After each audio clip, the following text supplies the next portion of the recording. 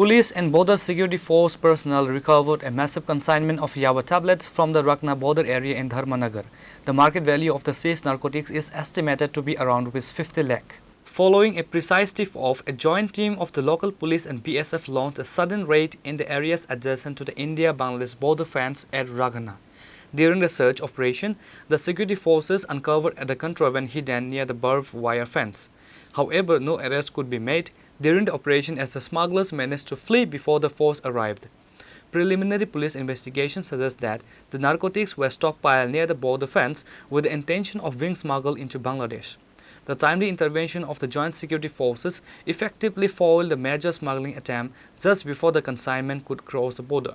আমরা এখান থেকে একটি ফোন পাই, আমরা এখানে ইয়াকুবনগর বিএসএফ যে রাগনার পোস্ট, ওখান থেকে আমরা একটি ফোন পাই যে এখানে এই বর্ডার সংলগ্ন এলাকায় কাটাতারের মানে ভেতরে কে বা কারা কোনো একটি কন্ট্রাব্যান্ড আইটেমের একটি প্যাকেট ছুঁড়ে ফেলে পালিয়ে যায়।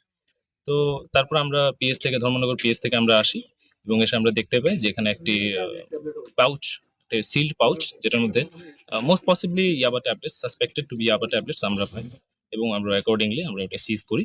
এখন সে প্রসিজারটাই চলছে। তো এই এরিয়াতে আমরা সেটা সিজ করি। স্যার, কোনো ব্যক্তিকে আটক করতে পারছেন না, ঘটনাটি যতটুকু আমরা বিএসএফ থেকে জানতে পারি যে ঘটনাটি বোধহয় ভোর রাত্রির দিকে ঘটে এবং বিএসএফ রাও কাউকে এখানে দেখতে পায়নি, তারা রাউন্ডে ছিল।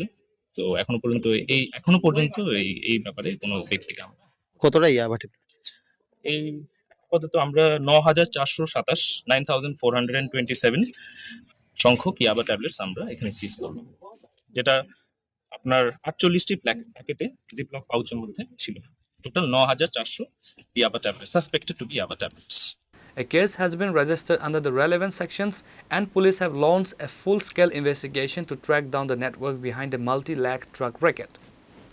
Bureau Report, Chini, Khorang.